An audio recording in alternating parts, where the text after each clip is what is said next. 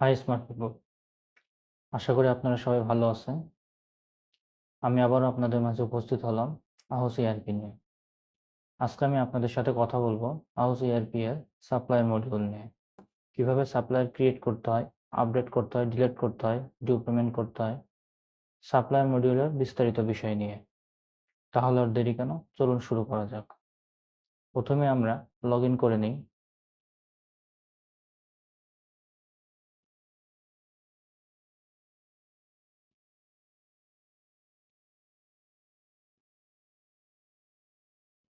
মাশাআল্লাহ, log in করার সাথে সাথেই আমরা একটি সুন্দর ড্যাশবোর্ড দেখতে পাচ্ছি। সাপ্লায়ার অ্যাড করার জন্য আমাদের যেতে হবে অ্যাডমিন সেকশন, পরে সাপ্লায়ার সেকশন, তারপরে অ্যাড নিউ। এখানে প্রথমে আমার দিতে হবে সাপ্লায়ারের ফার্স্ট নেম, আমরা দিই Walton. Second name company, organization name,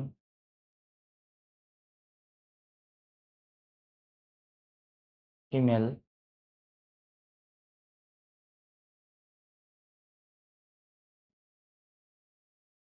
contact number,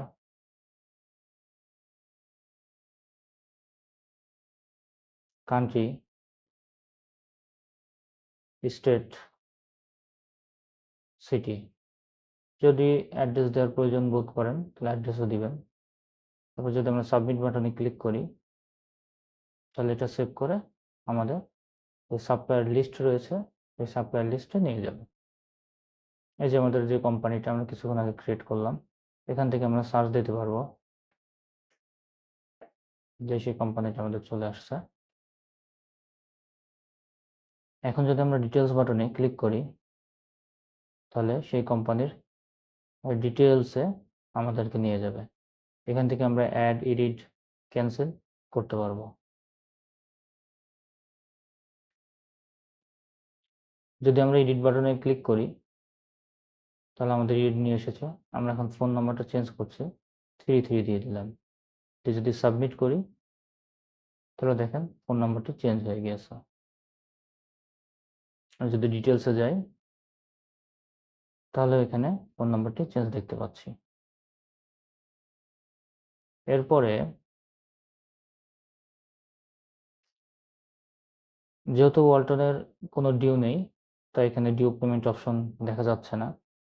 আমরা যদি আকিজে যাই, কারণ আমরা ওয়ালটন থেকে কোনো পণ্য কিনিনি, আমরা যদি আকিজের ডিটেলসে যাই তাহলে এখান থেকে আমরা অ্যাড পেমেন্ট ডিউ দেখতে পাচ্ছি। আমরা যখন পারচেস করেছিলাম পারচেস মডিউলে তখন আমরা সেখানে একটা পেমেন্ট অপশন দেখতে পেয়েছিলাম। সেই পেমেন্ট অপশনটি হলো পারচেসের পার ইনভয়েস। সাপোজ যদি আমাদের আকিজ কোম্পানির কাছে আমাদের প্রতিষ্ঠানের 20,000 টাকা ডিউ থাকে, প্রথম ইনভয়েসে 7,000 টাকা, পরের ইনভয়েসে 3,000 টাকা, তারপরের ইনভয়েসে 10,000 টাকা। এখন যদি আমরা 20,000 টাকা ডিউ পেমেন্ট করতে চাই তাহলে আমাদের প্রতিটি ইনভয়েসে যেয়ে যেয়ে পেমেন্ট করতে হবে। এই ঝামেলা এড়ানোর জন্য আমাদের সাপ্লায়ার ডিটেলসে এসে এই অ্যাড নিউ পেমেন্ট, এখান থেকে আমরা একবারে 20,000 টাকা পেমেন্ট করে দিতে পারবো, যার ফলে আমাদের ভিন্ন ভিন্ন আর পারচেস ইনভয়েসে যেতে হবে না। চলেন আমরা একটু ডিউটা দেখে আসি আকিজের কাছে আমাদের কত টাকা ডিউ রয়েছে। Report, purchase, purchase due. যে আকিজ গ্রুপের কাছে আমাদের অনেক টাকা ডিউ রয়েছে। টোটাল ডিউ রয়েছে 57,000,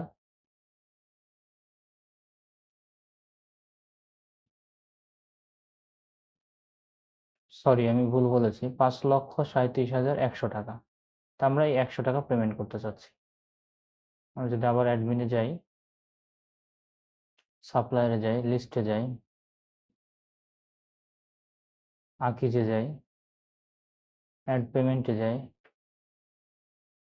100 টাকা, এখানে পেমেন্ট টাইপ, পেমেন্ট অ্যাকাউন্ট, এখান থেকে আমরা ডিসকাউন্ট দিতে পারবো। ডিসকাউন্ট কিভাবে দিতে হয় সেটা অলরেডি আমরা সেল ভিডিওতে বলেছি, তাই এখানে আর পুনরাবৃত্তি করছি না।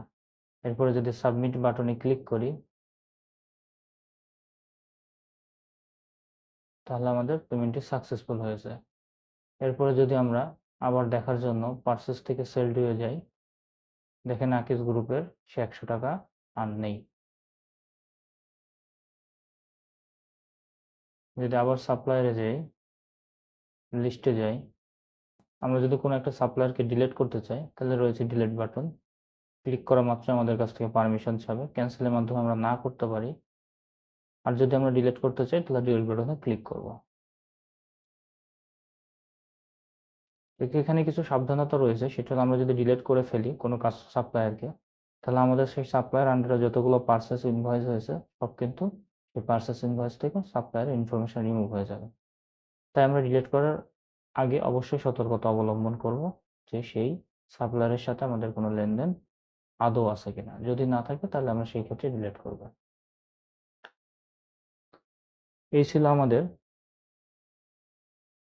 Supplier module.